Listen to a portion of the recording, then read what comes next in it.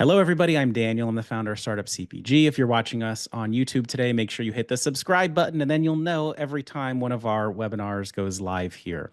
I'm really excited to be joined by our partners from Sin7. Sin7, which is the most often recommended inventory management solution in our community. And we've got, I think, a pretty good topic, especially for really early brands on, as you grow, as you look ahead to getting into big box retail, what does that mean from a logistics perspective? Um, you know, I've been there. I grew a brand from scratch. Like early days, you're just really excited to get your first distributor on board, your first couple accounts, and you can do that kind of stuff manually. But, I think it's good to understand what it's actually going to look like as you scale, as you get some big regional accounts, as you get bigger distributors. What are your systems going to have to look like eventually just to let you scale that way? And one, like, I am all for being scrappy. You guys know that. If you can handle it yourself and you're in a sheet, great. It will break at some point. The interesting thing, I think, is that every time we talk to a brand about inventory management who's using it, we're like, what do you wish you'd done differently? They're like, used it earlier. But also, like, you can't really make that choice at the time. Like, you've got, because, everything costs money. You got to be choiceful and understand your resources and how you're growing and all that. So, but I do really think it's great to have the experts who can just really like help you understand what it will be like in that future state.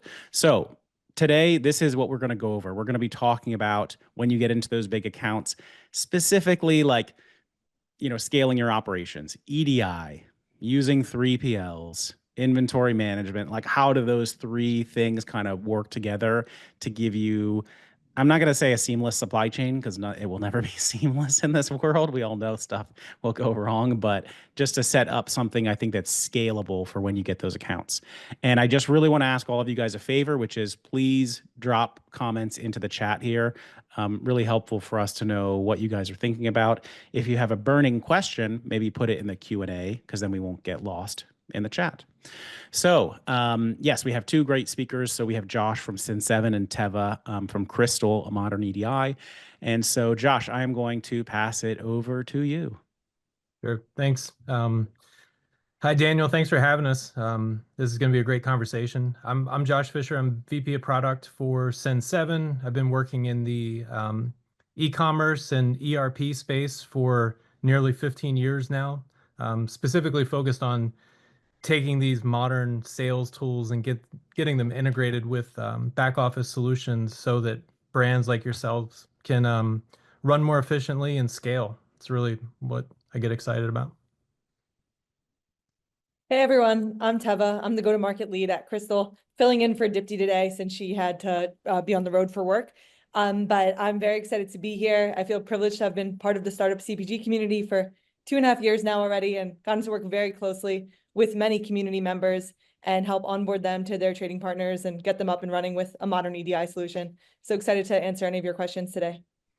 And as we're getting started, I would love if people could put into the chat, like, where are you now? You're just getting into a couple accounts. Like, how are you fulfilling stuff that comes in? How are you tracking inventory? Are you using Google Sheets? Are you writing it down by hand? We've heard of that before. What are you doing? Are you using an abacus? Like, what's going on? Maybe put that in the chat and specifically like what you're thinking the challenges are for you. Back to you, Josh. All right. Yeah, those early days are tough. Like I met a merchant a couple weeks ago, not associated with Sin7. I met a merchant that I used the acronym SKU, and they weren't sure what I was talking about. Those early days are you're writing everything down. It's a little rough. So today, specifically, we want to talk about the businesses in those early stages of getting into big box retail stores. And, you know, I know Teva and Daniel, we've all seen this time and time and time again. A lot of these consumer packaged goods brands, they start with either a passion or some kind of mission that the creator's on, and next thing you know, the business is now a $1 million, multi-million-dollar business, and a lot of the brands do really well just selling direct to consumer through Shopify or Amazon or whatever marketplace is online. And then one day it hits them when they're standing in a Whole Foods, like, why isn't my product on the shelves here?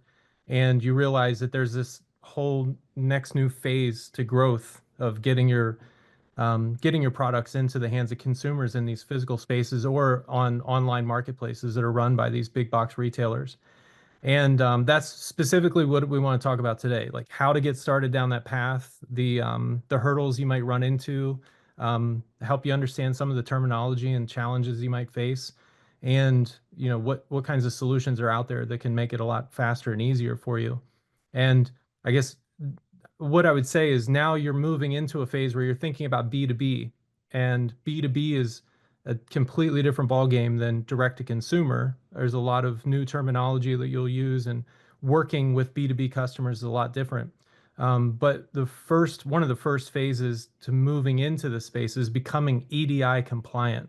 And Teva will talk more about EDI and what that means. But so B2B EDI is really important. And then the last is 3PL. We'll talk about 3PL a little bit more at the end. But 3PL is related to outsourcing your warehousing and fulfillment to outside vendor.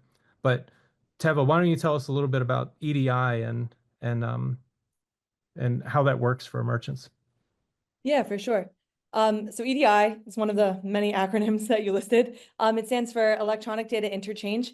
It's basically a way for parties in a supply chain to communicate with each other in a streamlined way. So if you were working with a small trading partner, they may have the bandwidth to email you or call you on the phone and send you orders and expect to hear back from you with order updates.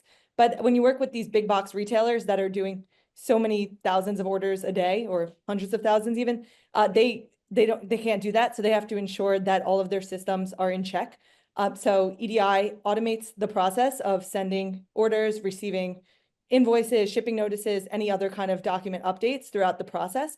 And it's important to note here that EDI is not a technology, it's a protocol. So it's really a data standard that parties in a supply chain have decided to communicate in, similar to how most businesses across the world have decided we will all communicate in English.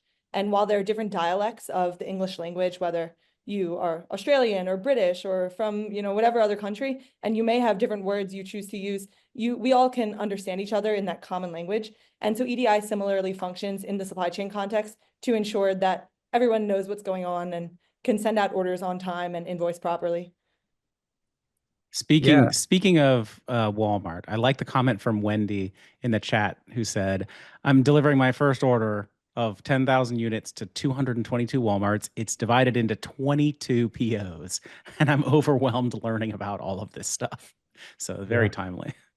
Yeah, it's a totally different ball game. And like getting those orders for 10,000 units is a lot different than getting a consumer order, or getting even 10,000 consumer orders. Um, And congrats on that, by the way, Wendy. That's exciting. Yeah, Great. completely. Congrats on that. And also that's why some of these systems, whether EDI or ERP, are so valuable, because when you get an order like that, that's 22 different POs or DCs, and you need to go in, and if you were to have to manually complete every little field that those retailers want from you, you're bound to make some errors, and the retailers don't really have much tolerance for that. Just leads to chargebacks, or it's kind of a cost of doing business. So it's much easier to have one of these systems in place that can help you automate those things.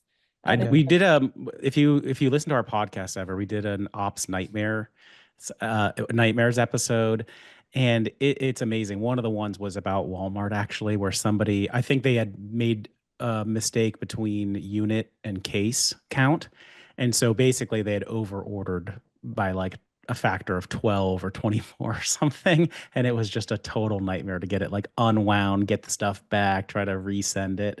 So that stuff is a lot easier caught with the electronic versions. Yeah. Yeah, the one thing I would add here is just like Teva mentioned, EDI is a protocol, but it's a protocol that's used to transfer that information from the buyer to the seller. So it's very similar to APIs. The technology is not similar, but the same concept. Everybody on the call has probably at least heard of APIs that help you get data from one system to another system.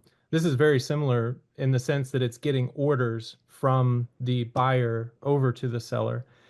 So you don't really have to become an EDI expert. There's companies like Crystal that they're the EDI experts, and they're just providing you with the software that will help that translation happen. The same way that Google Translate can help you translate Mandarin into English. I love the analogy of the English language. It's like the perfect analogy for what EDI is to these businesses. Yeah, completely. And with modern EDI provider like Crystal, we'll do the translations for you. So you just log in and it looks like plain English. You don't have to see what the mappings or complicated code looks like in the back end. You just have to come in and enter things like your quantity or shipment date or things like that that are easy for anyone to know without having to learn this complicated tech. Yeah, exactly. Is there, I know you've already talked about EDI a little bit, Teva. Is there any other detail that you want to go in, like the different acknowledgement messages and stuff like that that goes back and forth between EDI? Yeah, sure. So this diagram that's pulled up here with a few of the common EDI document types is representative of what most retailers require. There are actually dozens of documents that retailers can choose to exchange with their suppliers, but the most common ones would be for the retailer to send a purchase order and then to expect back acknowledgement saying, hey, we got the order, and then you'll send a shipping notice out when you're ready to actually send the order. And then finally, an invoice, which is extremely important for brands because the faster you can invoice, the faster the clock starts ticking to get paid. And so that's also super helpful to do over EDI and automate those things and make the whole process much faster. But these, even though the retailers use these common documents, each retailer has slightly different expectations of what they want back in these documents.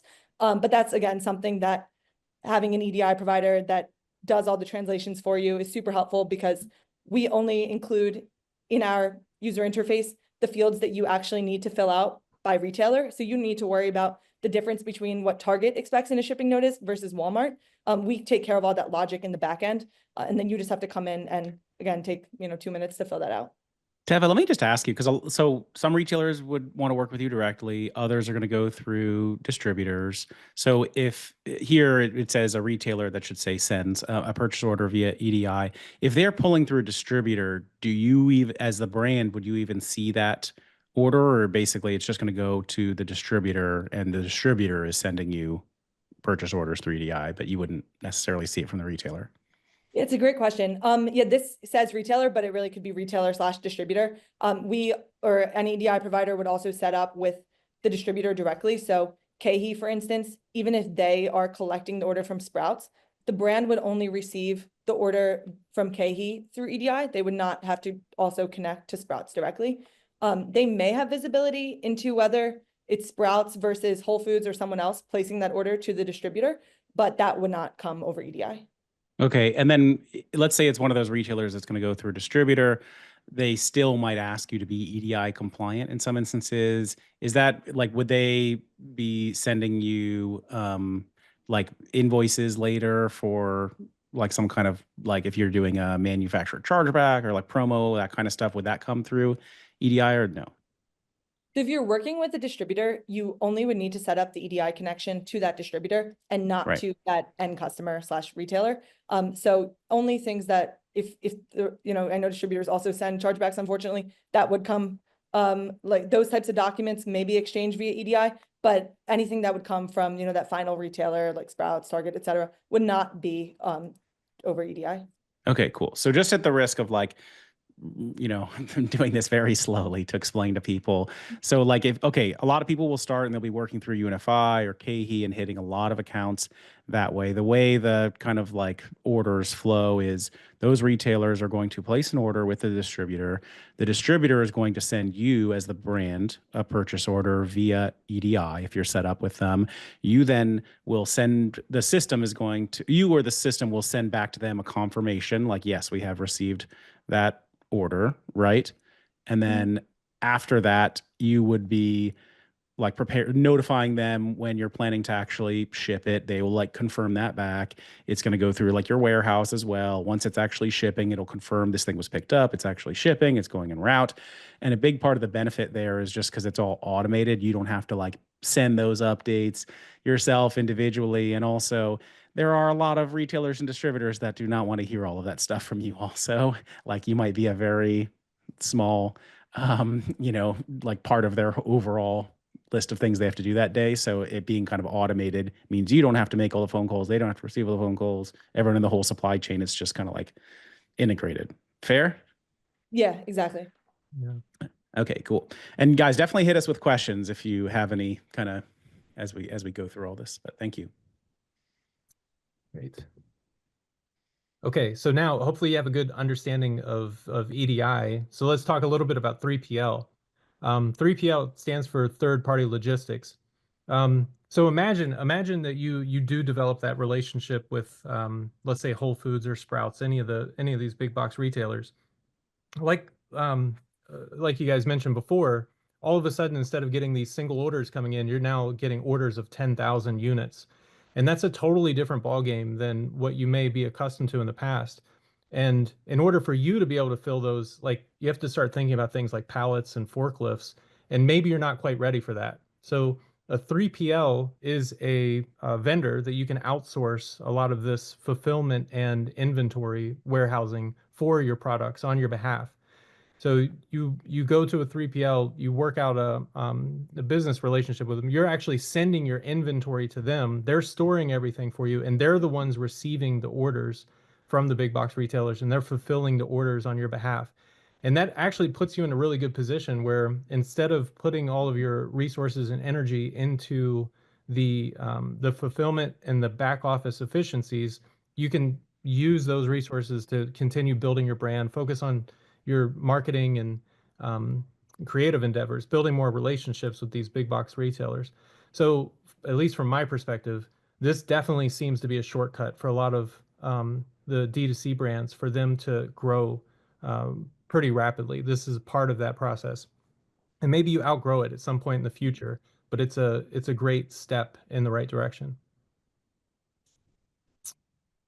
I know Teva, do you want to talk a little bit about 3PL and how it relates to EDI? I can talk specifically about how this information is flowing through the system, but is there anything specific to EDI that comes in to play with 3PL? Yeah, there are a couple things that come to mind. First of all, if you are working with a 3PL and an EDI provider, there are a lot of ways to sync the data between systems. So for instance, as soon as an order comes in from your retailer into your EDI provider, you can automate sending that order to your 3PL so that they can, begin working on picking and packing the goods or shipping it, or at least put it into their system to say, hey, this actually doesn't need to go out for 3 months, but they have a record of it. And then when they're ready to ship it out, they could similarly enter that data into their own internal warehouse systems, or in most cases, it's a warehouse management system, a WMS. And then that information will come back into the EDI provider, and we can automate sending the shipping notice to the retailer. So it's just very helpful for having all that information in check. There also we don't need to get into too much detail on this side, but the actual connection between the EDI provider and the 3PL can be done via API, or in some cases, the 3PLs also use a set of EDI documents, which is a separate warehouse set. They have their own codes, but those are, I think, too much detail for now. Yeah, I do. Actually, to your point though, there's a lot of different ways that the relationship can be designed, right? I've seen brands work with 3PLs in which the 3PLs are getting the orders directly through an EDI connection. It dumps right into their WMS. And then the brand gets some, report or some kind of acknowledgement of the fact that these orders are happening, but there's not a lot of work for them to do. And then, like you said, it could be that the big box retailer is sending the orders directly to the brand, and then the brand is then pushing that information out to the 3PL. So as you're building relationships with 3PLs and trying to find the perfect vendor for you, these are the kinds of questions you want to be asking. Like, you have to think about, from your perspective, what is the best looking relationship look like, and then is that 3PL prepared to support that style of relationship that you want?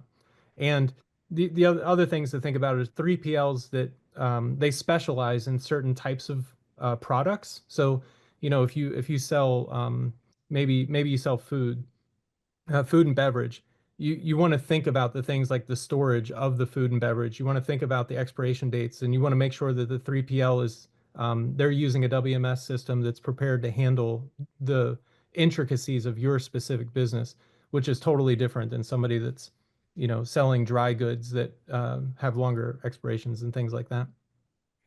But And I really, know oh, sorry. if you that there are things that are gonna go wrong when things get like picked up and in like the driver can just not show up or they show up late and all that stuff. Like, I mean, you can be trying to update everybody on the phone or via email, but if it's in the inventory management system or an EDI, it's all going to get like updated automatically. The other stuff that can happen that I've seen a lot is when a truck you have your allocate, like at the warehouse allocates a certain amount of inventory for pickup, and the truck comes, and for whatever reason what they pick up is different.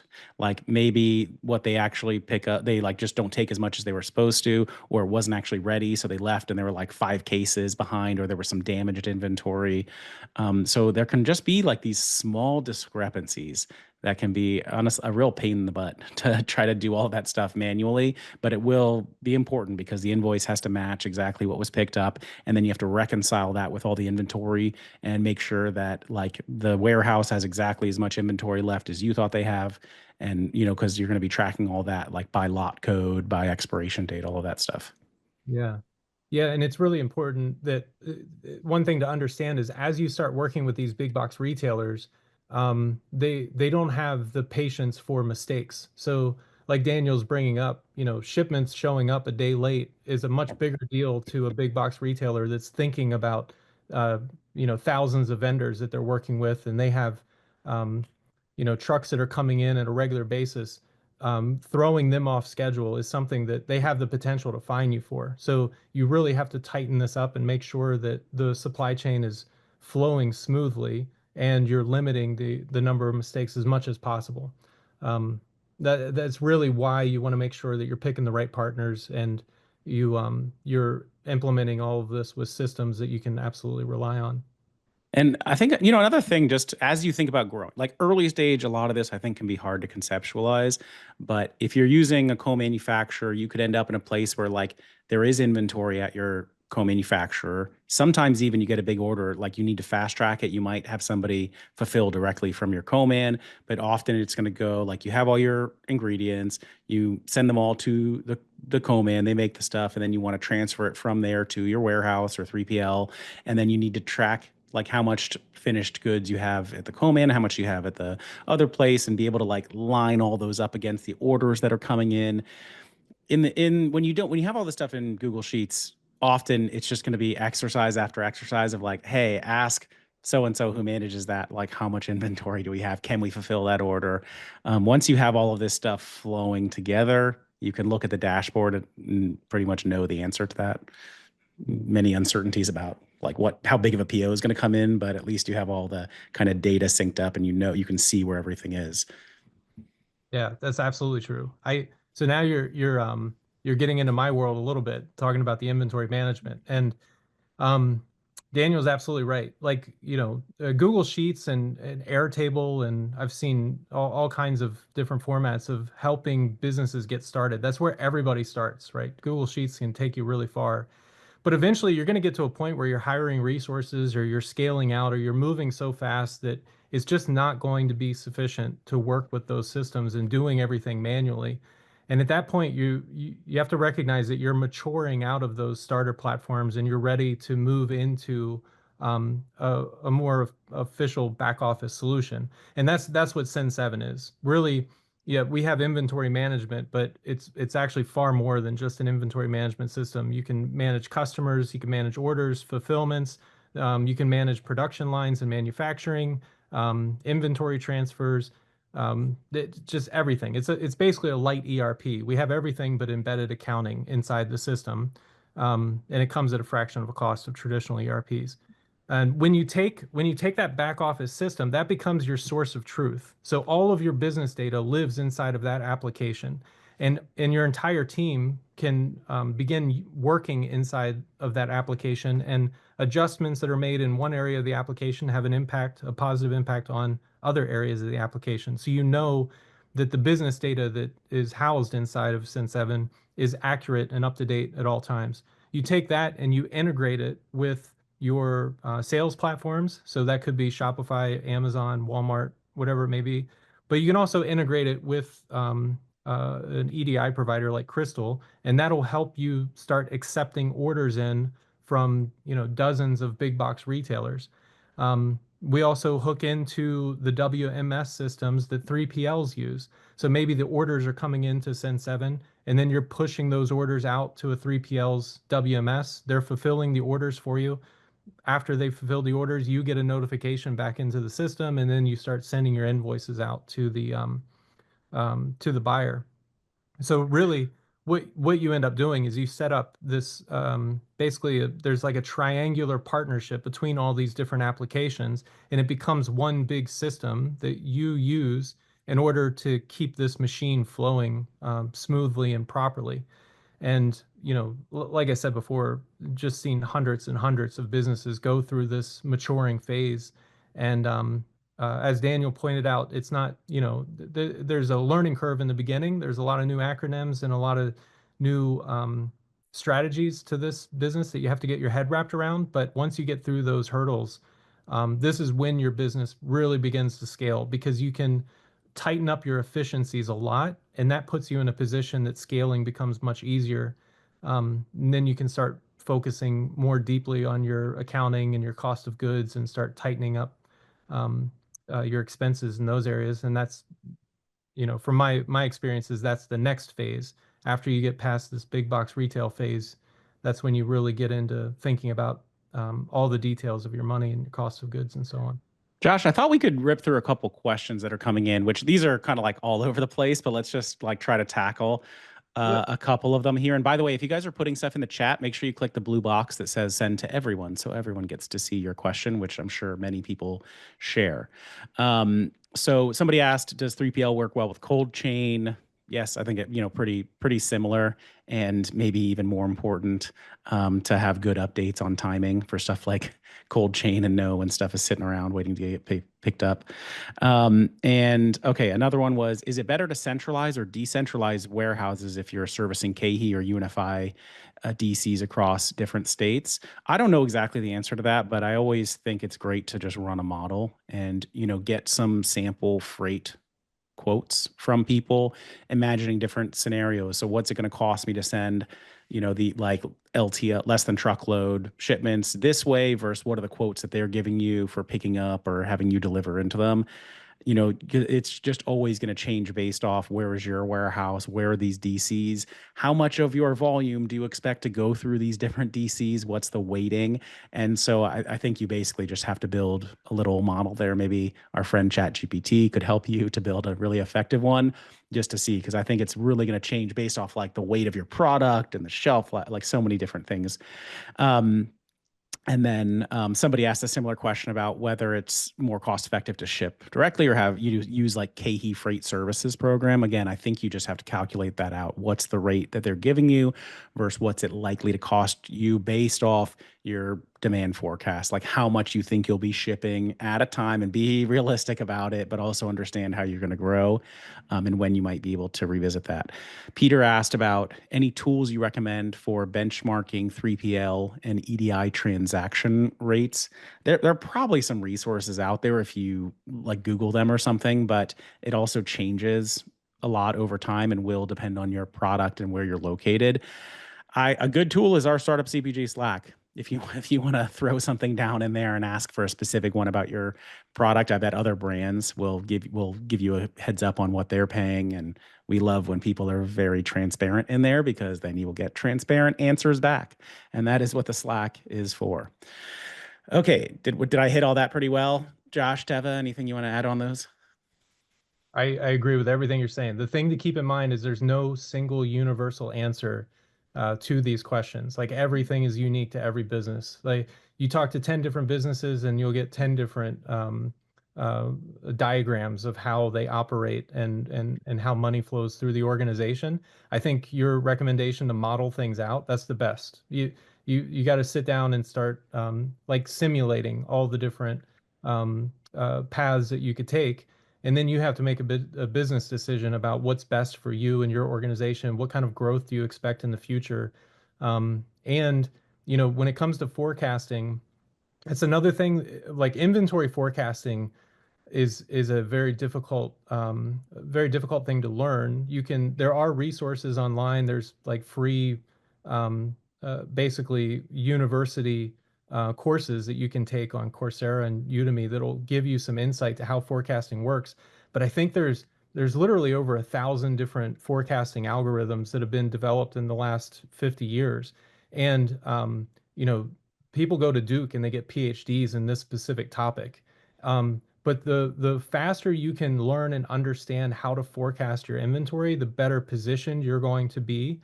And I would start looking at AI tools that are helping with forecasting. That's something that we've been focused on a lot in the last year, is like how can we use AI to run through as many of those algorithms as possible to give you the best and most appropriate forecasts in the future. I wouldn't say 100% put your the future of your company into AI, but those kinds of tools are beginning to surface that are going to help businesses like yours a lot.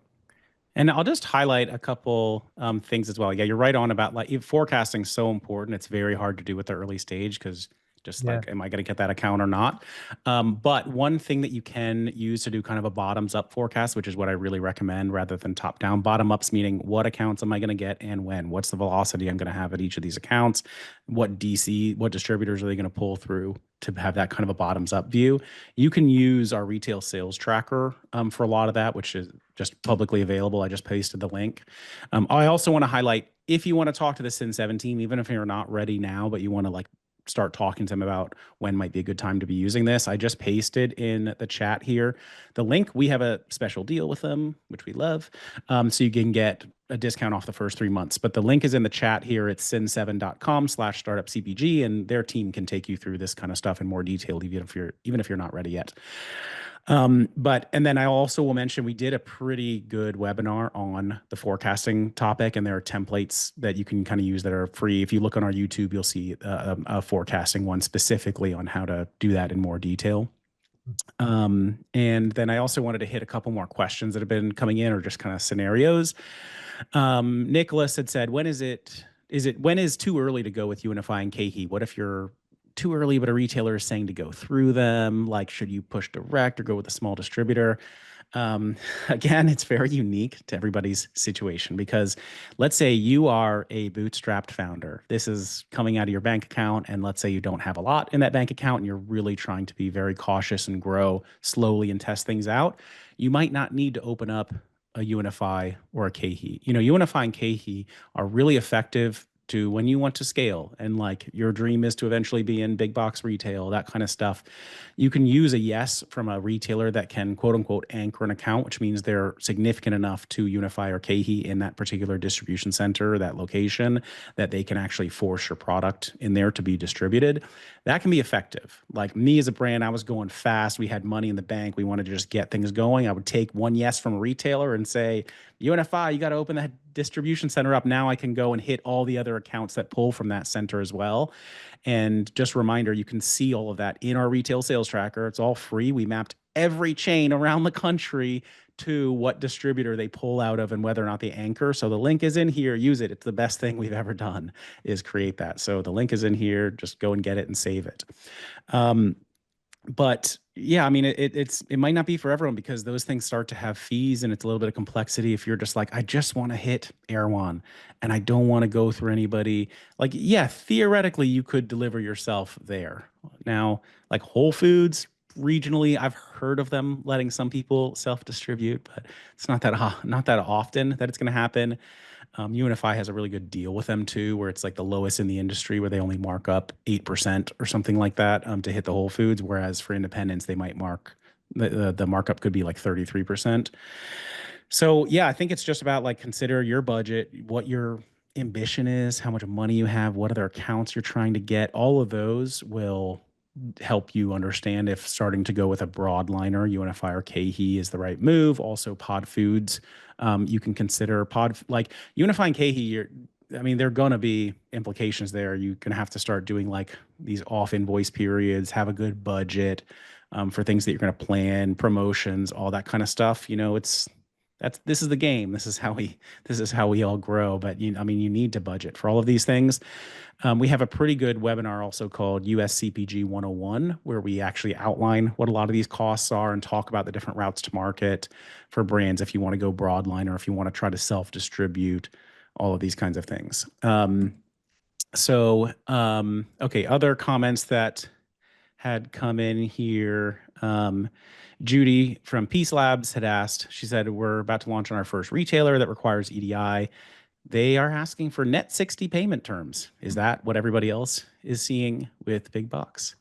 And that sounds actually pretty reasonable to me compared to what a lot of people, sometimes you get the 90-day one. That's rough, right? Because that's a long time after you had to pay some of your ingredient suppliers and the co-manufacturer. But again, this is the game. And I think these days the funding environment sucks.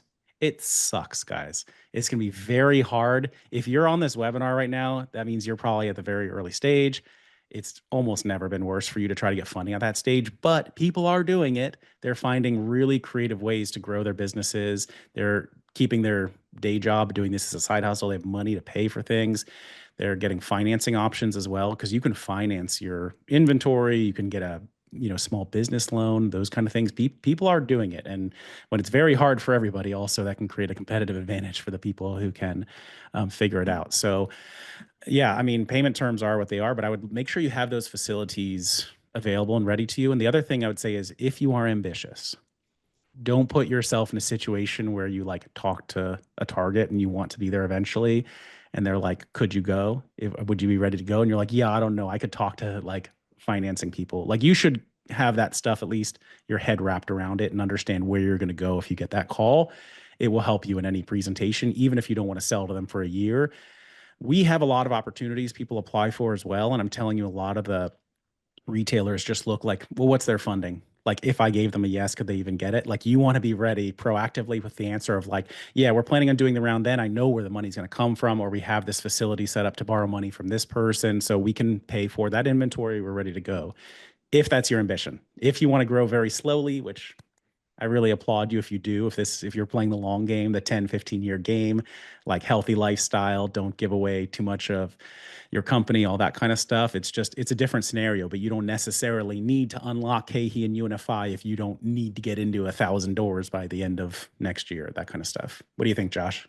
I totally agree with you. I think this is such a big change that you have to be prepared for. And if you go into those conversations with the big box retailers, knowing the answers to all the questions they're going to ask you before they ask them, you're going to be so much better positioned to build that relationship with them.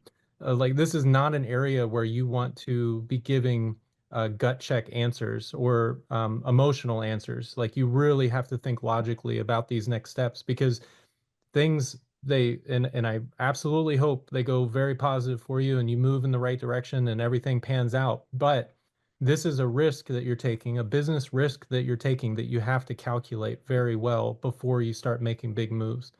Um, it's a big chess move, and we want to see everybody win. But yeah, this is how people grow. They take these kinds of risks and they spend months getting all the numbers right before they take the move. And just a couple other things to highlight. One, Steven from the Sin7 team dropped a message in the chat here. Sin7 actually has invoice financing, which means when you get, when you have that invoice and you're trying to collect on it, they can finance, like you can get paid on that basically, so that it helps your working capital to pay for other stuff. So you can see the link that he dropped in there to learn more about that. And just to add, Crystal also has invoice financing options. And also to add back to what Josh was saying earlier about having just knowing the answers to these questions when you even have the conversations with these big box retailers, whether that's, yes, we can finance inventory and get it to you, or they will ask, are you EDI compliant? Or do you have a 3PL or the ability to fulfill orders following their retail guidelines, since there are certain specifications for the boxes and the labels and all of these things, and just having that prepared. And I'm sure Startup CPG, the Slack channel, is probably a great resource for gathering what questions do I need to be prepared to answer when I have these conversations. But just going into that, yeah, totally applies. If somebody's like, are you EDI compliant? Yes. Even if you're not, just yes. Because you can get that figured out if you need to. Even if you want to backtrack it later, honestly, and you're like, we decided we should be scrappy. Like, just say you are, and then maybe later, you can try to like walk it back. But you just like, you don't ever want to look like you don't know how the whole thing works to somebody who wants to take you to the dance. Just like, yes, We have facilities available to us. People are bending over backwards to lend us money. We're so good, and our ops is just a well-oiled juggernaut of operational efficiency. So, and then you can it's just good and it's great that all of you are watching this webinar because now you're figuring a lot of this stuff out, so you can say all of that with confidence. And somebody had corrected me about payment terms for KHE and UNFI 30 and 45. Thank you, Ryan. So just good to know all that stuff, but still, that's from like when you ship the product to them, and it might be sitting in your warehouse for a long time before that happens. So just know the game here. And normal, just to back it up, but 60 days is totally reasonable. If, like you said, 90 days, I would get a little bit worried, but I wouldn't run away from it because of 60 days. Yep. Okay, somebody had asked what's the Google Doc link that I dropped. That is our Startup CPG retail sales tracker. If you want, you just go to our website, startupcpg.com, click on Founder Resources Databases, and see every database that we have there. They are amazing. We built a list of 3PLs there that we've categorized them by where are they, what's the temperature class, all of that stuff is out there, and it's free. You don't even need to put your email in. Distributors, CPG brokers, the retail sales tracker is kind of the king of all that. And then, yeah, somebody else earlier had just kind of talked about their situation. Tony was like, yeah, we just launched nationally in Whole Foods and we use UNFI, and we are tracking inventory using the UNFI dashboard and Excel to track POs and inventory on hand and forecasting. Very common, right? For people and congrats on getting Whole Foods nationally. That's an amazing thing. So it can be done on Excel, right? It can be. It's just at some point there is a question of how much time is that taking you? And every time somebody needs to ask you, can we fill that order? Like you having to go and run around and do like the old phone tree call, like let me call these people and see where everything is and make sure. Now it's the text tree. I don't know. When I grew up, it was a phone tree of checking all that stuff. The other thing we haven't really talked about on this yet today is the ingredient side, right? Because we're talking more about fulfillment and like when sales orders are coming in and how you fulfill those. But also, just so you guys know, like probably a lot of you at this stage will be hopefully tracking your ingredients. And I think the early days, a lot of people will track those in Google Sheets or Excel or something where you're like, okay, here is the recipe or formula for my product. Here's how much I need of everything. Okay, now here's my demand. Here's how much I need to make. Thus, here's how much ingredients like I need to have for this. But it starts getting complex because then you have the ingredients and they're sitting at your co-man or they're at your warehouse, which is near your co-man, and you need to know how much you need to actually send over to the co-man for the production and how much do they actually have left after they produced whatever amount, and like did somebody actually go and check how much is actually left in there after they used it and verify, and like did someone check the lot code on the ingredient, because if they didn't there could be an issue. And when do you actually need to order more of the ingredient, and a little mistake in your calculation, like the worst case scenario is, oh, I paid for a production day next week and I'm missing the one tiny little ingredient. And even worse, it's the day of and they already started mixing, and then you realize you're missing that ingredient and your whole batch could be wasted because of that, as well as your production day. Like every operations person that I know has been there on this. So not to like just scare you into, oh, I need to like have an inventory management system on day one, but I think just a good way to think about, like, you will be checking all of that stuff pretty manually, and at some point it's going to make sense for you to move all of that into a system. Right, Josh? Yeah, that's totally true. Like at the end of the day, Excel and Google Sheets, it's simply a database with a visual interface. If you look at an inventory management system or a traditional ERP, you look at Sen7 or you look at SAP, they're massive databases and they just have a cleaner visual interface on them. So you're already, if you're using Excel, you're already figuring out the logic of how to track all of these things. But I have to imagine that you're still in an early stage of the business, and think about what the future of your business looks like. When it gets to the point where you're no longer involved in the production process and you have a team of 10 or 20 people and they're producing everything for you and you're separated from it, you really need to know that the systems that you have in place are going to support those resources and everything's going to be accurate at all times. And that, for me, it feels a little bit scary to be doing that with an Excel spreadsheet or a Google sheet. It's not to say it can't be done. It certainly could, but it doesn't, it's not as solid. I guess that's a good way of saying it. The other thing too is think about the future of what your expectations are for the business. Like in the future, are you intending to sell the business, or do you want to grow it to the moon? Do you want to go out and get investment? Because when you start to talk to other people about them giving you their money to make your business bigger, these are the kinds of questions they're going to ask. Like, what kinds of systems do you have in place today? Like, what's your audit trail? Can you spit out reports on a regular basis? And that's, again, possible with something like Excel, but it's going to make that conversation a lot harder.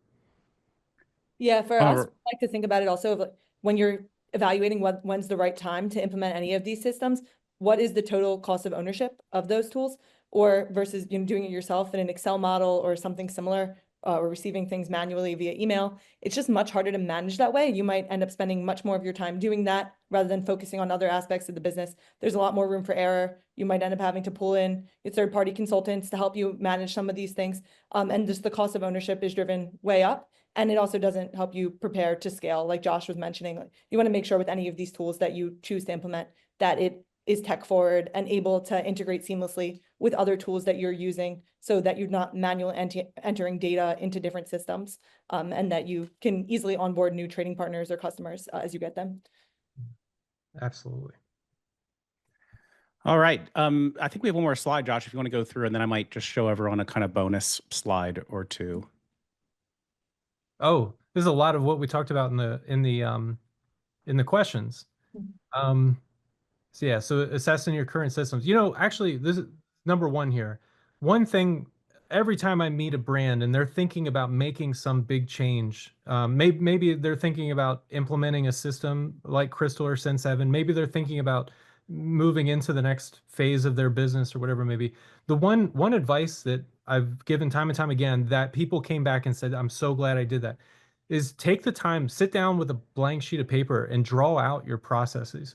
Like really, really think about fundamentally how your business as an organism is operating today, and how information flows through the business. Just all of those different pieces. If you get that down on paper, now you have something that you can share with these potential business partners. And, Crystal, Sen7, I know from experience that when somebody comes to me and they show me a diagram of how their business operates, it's so much easier for me to help them. And that's something that you can do on a Saturday afternoon. Like it's very reasonable. Investing in operational excellence. Yeah, 100%. This is the focus that businesses shift to when they mature out of those early stages. They start thinking about operations and how they can tighten up the operations, make things more efficient, standardize the processes. You think about scaling and adding additional resources to your team. How do you get those people up to speed? You do that by having standardized processes that you can train new folks on. Leveraging 3PL, like I said before, that's one of those, let's call it tricks or shortcuts to growing into a bigger brand. Basically, it's, if you're processing these orders for 10,000 units at a time, that might be totally new to you. And working with the 3PL can help you get to that stage faster. And eventually you might outgrow the 3PL, or it's something that you might use those services for years to come. But moving in that direction is going to help you grow a lot faster. EDI, being EDI compliant and using modern systems that will help you communicate with your trading partners, absolutely important. And then getting the EDI and the 3PL to work together. Like I said, get this triangular partnership of applications working together, get them tightened up, get every one of those people on the phone and make sure the information is flowing the way that you need it to. Once that is in place, then that's when you can really start cranking and start scaling up rapidly. Yeah. Teva, is there anything I missed here? Is there anything you would add to this? Any advice? I think it was all very well said. One thing I'll add on the 3PL piece, if you're only doing D2C now and already implementing a 3PL, one thing I would just check with the 3PL is whether they're also capable of doing B2B fulfillment. since those are two totally separate functions, there are many unique requirements for doing B2B and meeting what the retailer wants. So not to say that you can only work with a 3PL that does both. You could also use a separate 3PL when you're ready to do B2B, but that should just be something that you consider in that process. And then also with implementing EDI, just there are a lot of factors to consider there, such as how quickly can your EDI partner onboard you to your trading partners as you grow. You don't want to be held back on getting onboarded and receiving POs. And then also ensuring that the EDI provider can integrate with these other systems as well. Yeah, that's great. That's great. And I think, oh yeah. And then obviously since Evan, as Daniel mentioned, reach out to us. So like if you have questions, if this is part of your future and you know it's coming, feel free to reach out to us now, and we're happy to talk with you. Like honestly, I love joining sales calls. I love learning about businesses and helping people understand where they're at today and how to get to the next phase. So feel free to take advantage of that. And as Daniel mentioned, we have a relationship with Startup CPG. So you guys feel free to use that link, and there's 50% off those first 3 months. If you have any questions, don't hesitate to reach out. Be glad to talk to you guys. I love it. And I put that link here in the chat as well. And yeah, just reminding everybody, Sin7 historically in our community has been the inventory management system most recommended, especially by the kind of fractional consultants who work across hundreds of brands. And like at my brand, my last brand, we used it. And you like it's not like get in a car and drive. Like, you do actually have to learn how to like implement it. You have to like learn how to use the system. It's very powerful to do because it unlocks all of these things that we're talking about. So it takes, that kind of a commitment. But, I really encourage you guys to start learning because you're gonna need something like this if you have those dreams to grow in a fast way, to be able to scale, get into the big box eventually one day. And I think also just like it can be really helpful to learn how these things work at an early stage because it will help you structure your data. And good data management, you can start that now. And even if you're not ready to like jump in for the inventory management system now, by understanding how this works and what are the inputs, you can start making sure that you have like a SKU master. A SKU master is just like a really well organized Excel that actually has all of the data columns about all of your products that you're eventually going to need to import into an inventory management system, and just have everything like easily accessible, just like good data integrity. So that stuff can kind of help you at any stage. I think we've been getting to most of the good options here. Nicholas made a good comment about it, kind of middle of the road 3PL, like we work for 3PL. I think Saltbox is another one where it's kind of a co-working where you can actually do some self-fulfillment at the early stage. And then I wanted to just show you guys real quick a couple of slides that I think for the people on the webinar today, you'll really appreciate. So I'm going to grab the screen share from you, my friend. Okay. This is, I mentioned the US CPG 101 that I did recently. The link is in the chat here. This is a good way to think about a lot of the retailers you're going to grow into. A lot of these would be EDI required type ones, but these are the ones that should be on your on your radar as you grow. Have a strategy though, because like you can't go after all this stuff. You only have a certain amount of money. Like you should have a retail strategy. Like this is my goal. I want to grow with this region or these kind of accounts. And that's where I'm going to put my efforts. I'm going to say yes to things that I have to fund with those kind of guys. And this is on our YouTube in that link, so you can get access to this. Very happy for you to do that. But these are the accounts that I think are kind of important when you're at the early stage. The national ones are over on the left, and then the regional ones are throughout on this map. So, take a picture or whatever, but it's on our YouTube. And then these are the ways to think about the routes to market. So like, really important about based on how much cash you have, like win in your own backyard. That's a good way to go if you're really trying to be scrappy, like hit it in your own backyard, whether that means physically like your neighborhood, which some people do, or your city or your region or your community. You're like, oh, this product I'm creating for surfers, like great, go sell into some surf shops, see what distributor they use, then go get in that distributor, then go to that distributor and ask them what other accounts they hit. You can like really grow whatever way you want to, just by like going hard in one place and not spreading yourself too thin. High end is what a lot of people would do if they have a little bit more money and they're like, I want to get into all the natural accounts, the good ones around the country, start unlocking the distribution centers because they have good velocities. It'll make me look good. Eventually, one day I'll go into conventional. Okay, but that takes more money. And then go big or go home. I know very few brands that can do that, that just have like endless money and the time is now. My moment is precious. I got to go everywhere fast. You know, that's, some brands are privileged to do that.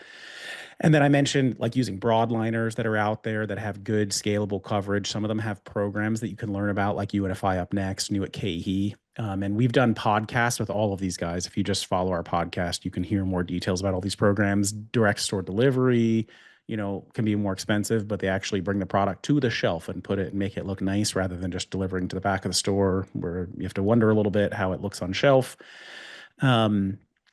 And just remember the fees. They're out there, budget for them. It's expensive. Everything's expensive, but we love it.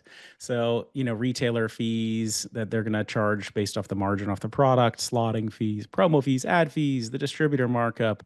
If you use a broker, if you want to pay for merchandising, a lot of this stuff you can choose where you want to be scrappy, but some of it just good for you guys to know about it in the early days. And, you know, I think most people, they just view, hey, when I scale, I'll save on all this stuff, which is true. Like you will save on your co-man, you'll save on your packaging costs, all of that, but just good to know about it. And then we love you guys. So we have created so many resources for you. I was talking about the retail sales tracker. That's like part of what it looks like, but there's so many more columns in there. It's big and beautiful. Go get it. Broker database, the warehouse and 3PL. You can see like, we spend all the time to categorize everything, if they're air conditioned, if they're frozen, whatever, so that you can just kind of filter it and use it. So that's all on our website, startupcpg.com. Go to founder resources, databases, distributor database as well. So all of that stuff should be pretty helpful to you. And if you want to hear me talk through it, you can go to our US CPG 101. We're coming to an end here. If anyone has any last questions, feel free to just real quick dump it in the chat. But otherwise, just, yeah, one final reminder, if you want to get in touch with the Sin7 team, just use the trusty link so that you get the nice discount logged onto your account with them. And this whole thing is recorded. Just if you want to rewatch, first of all, the slides are going to be sent to you, except those ones I just showed you. Those are in that US CPG 101. But if you want to see the recording when it goes live, just subscribe to our YouTube. I just put the link in the chat as well.